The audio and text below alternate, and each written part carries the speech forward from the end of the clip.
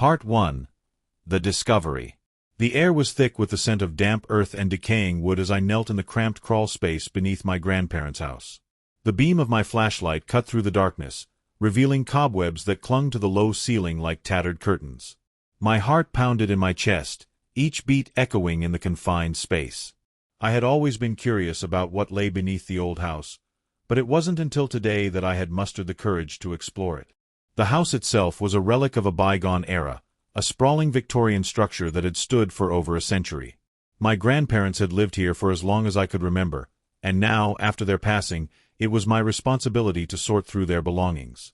The attic had been filled with old photographs, dusty books, and forgotten trinkets, but it was the basement that had always intrigued me the most.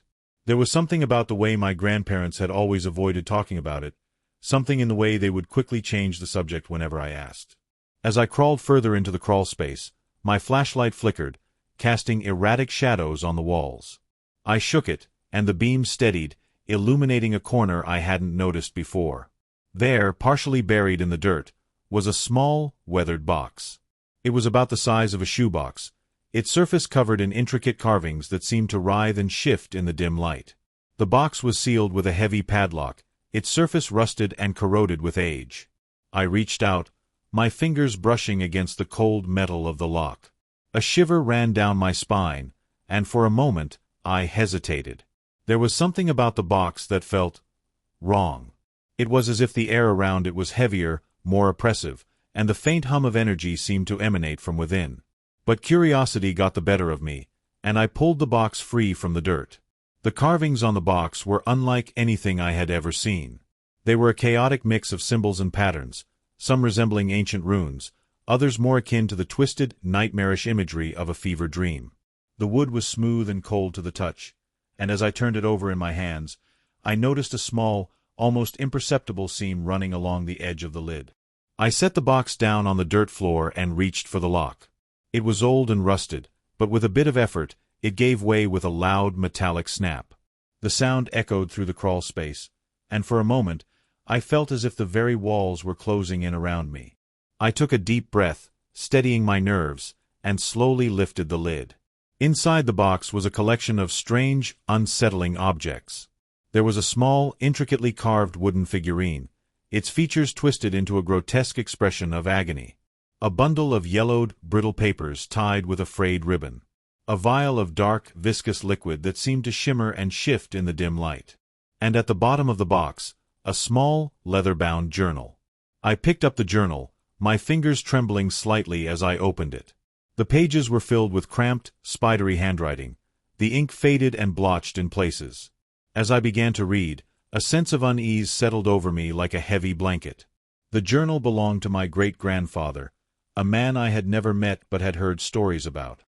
He had been a recluse, a man who had spent most of his life locked away in his study, poring over ancient texts and conducting strange experiments. The entries in the journal were fragmented and disjointed, filled with references to rituals, incantations, and entities that I could barely comprehend. There were sketches of strange symbols, diagrams of complex rituals, and passages that spoke of a gateway and a key.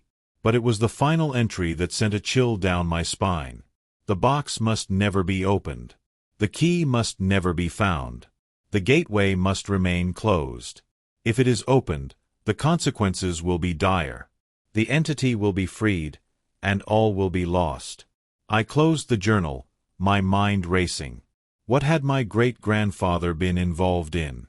What was this entity he had written about? And most importantly, what had I just unleashed by opening the box? As I sat there, staring at the contents of the box, I became aware of a faint, almost imperceptible sound. It was a low, guttural whisper, barely audible over the sound of my own breathing. I turned my head, trying to locate the source of the sound, but it seemed to be coming from everywhere and nowhere at once. The whisper grew louder, more insistent, and I felt a cold, clammy hand brush against the back of my neck. I spun around, my flashlight beam cutting through the darkness, but there was nothing there. The crawl space was empty, save for the box and its contents. But the whisper continued, growing louder and more urgent, until it was a deafening roar in my ears. I clapped my hands over my ears, trying to block out the sound, but it was no use. The voice was inside my head, a cacophony of words and phrases that I couldn't understand. And then, as suddenly as it had started, the whisper stopped. The crawl space was silent once more, save for the sound of my own ragged breathing. I looked down at the box, my heart pounding in my chest. The lid was still open, the contents staring back at me like the remnants of a nightmare. I knew I had to get out of there. I grabbed the box and scrambled towards the entrance of the crawl space, my flashlight beam bouncing wildly as I moved. I emerged into the basement, gasping for air, and slammed the door shut behind me. But as I stood there, clutching the box to my chest, I couldn't shake the feeling that I had made a terrible mistake.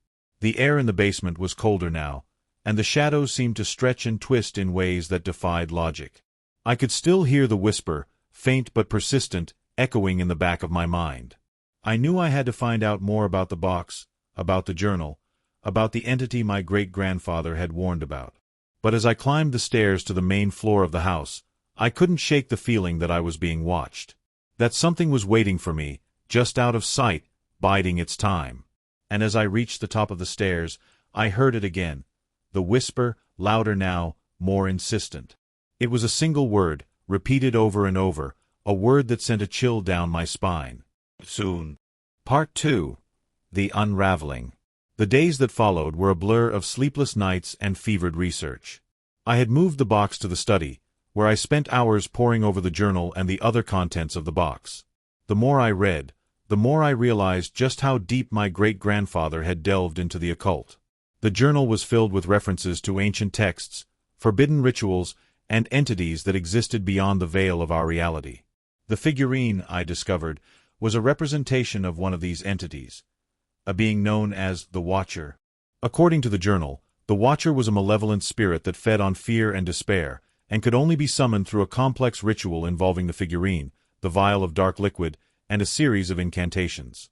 The bundle of papers turned out to be a collection of letters, written by my great-grandfather to a mysterious figure known only as the Keeper. The letters were filled with cryptic references to the gateway and the key, and spoke of a ritual that had gone horribly wrong. It seemed that my great-grandfather had attempted to open the gateway, but something had gone awry, and he had been forced to seal it shut using the box. But the most disturbing discovery came when I examined the vial of dark liquid. As I held it up to the light, I noticed that the liquid seemed to move on its own, swirling and shifting as if it had a life of its own. And then, as I watched in horror, the liquid began to seep out of the vial, forming a small, inky pool on the desk. I stumbled back, my heart pounding in my chest, as the pool of liquid began to expand, spreading across the desk and onto the floor. The air grew colder, and the whisper returned, louder and more insistent than ever. I could feel the presence of something in the room with me, something ancient and malevolent. The liquid began to take shape, forming a grotesque, humanoid figure that loomed over me, its featureless face staring down at me with an intensity that made my blood run cold. I tried to scream, but no sound came out. I was frozen in place, unable to move, unable to look away. And then, just as suddenly as it had appeared, the figure dissolved back into the liquid, which retreated back into the vial as if it had never left. The room was silent once more, save for the sound of my own ragged breathing. I knew then that I had to find a way to close the gateway, to seal the entity back in the box before it was too late. But the journal was incomplete, and the ritual my great-grandfather had used to seal the gateway was only partially described. I would have to piece together the rest of the ritual on my own. As I continued my research, I began to notice strange things happening around the house. Objects would move on their own, shadows would stretch and twist in unnatural ways, and the whisper would return at random intervals, growing louder and more insistent each time. And then there were the dreams. Every night, I would dream of the gateway, a massive, swirling vortex of darkness that seemed to stretch on forever. In the dreams, I would stand at the edge of the gateway, staring into the abyss, and I would hear the voice of the entity, calling to me, urging me to step through. But I resisted, each time waking up in a cold sweat, my heart pounding in my chest. I knew that if I ever stepped through the gateway, there would be no coming back. As the days turned into weeks, the presence of the entity grew stronger. It began to manifest in more tangible ways, appearing as a shadowy figure that would watch me from the corners of the room, or as a cold, clammy hand that would brush against my skin when I was alone. I knew I was running out of time. The entity was growing stronger, and I could feel its influence spreading, like a cancer, through the house. I had to find a way to close the gateway, to seal the entity back in the box before it was too late. And then, one night, as I was poring over the journal, I found it, a passage that described the final step of the ritual. It was a simple incantation, but one that required a sacrifice. The journal didn't specify what kind of sacrifice, but I knew, deep down, that it would have to be something significant. I spent the next few days preparing for the ritual, gathering the necessary materials and rehearsing the incantation. I knew that if I failed, the consequences would be dire. But I also knew that I had no other choice. The night of the ritual, I stood in the study, the box open on the desk in front of me. The figurine, the vial of dark liquid, and the journal were arranged in a precise pattern, and I had drawn the necessary symbols on the floor in chalk. The air was thick with tension, and I could feel the presence of the entity, watching me, waiting. I took a deep breath, steadying my nerves, and began the incantation. The words felt strange on my tongue, foreign and ancient, but I forced myself to continue. As I spoke, the air grew colder, and the shadows in the room began to twist and writhe. And then, as I reached the final line of the incantation, I felt a sharp pain in my chest, as if something had reached inside me and grabbed hold of my heart. I gasped, clutching at my chest, and fell to my knees. The entity was there, in the room with me, its form shifting and changing, a mass of darkness and shadow that seemed to consume everything in its path. It loomed over me, its featureless face staring down at me with an intensity that made my blood run cold. But I didn't stop. I forced myself to continue the incantation, even as the pain in my chest grew more intense. And then, as I spoke the final word, there was a blinding flash of light, and the entity let out a deafening roar. When the light faded, the entity was gone. The room was silent, save for the sound of my own ragged breathing. I looked down at the box, and saw that the lid was closed, the padlock securely in place. I had done it. I had sealed the entity back in the box. But as I sat there, staring at the box, I couldn't shake the feeling that something was still wrong. The air in the room was still cold, and the shadows still seemed to twist and writhe in unnatural ways. And then, as I reached out to touch the box, I heard it again, the whisper, faint but persistent, echoing in the back of my mind. Soon. I knew then that the entity wasn't truly gone. It was still there, waiting, biding its time. And I knew that one day, it would return. But for now, the gateway was closed, and the entity was sealed back in the box.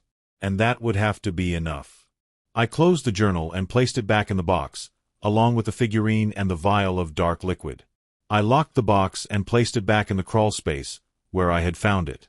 As I climbed the stairs to the main floor of the house, I couldn't shake the feeling that I was being watched. That something was waiting for me, just out of sight, biding its time. And as I reached the top of the stairs, I heard it again, the whisper, louder now, more insistent. It was a single word, repeated over and over, a word that sent a chill down my spine. Soon. I knew then that the nightmare was far from over. The entity was still out there, waiting, watching. And one day, it would return. But for now, I had done all I could. The gateway was closed, and the entity was sealed back in the box. And that would have to be enough.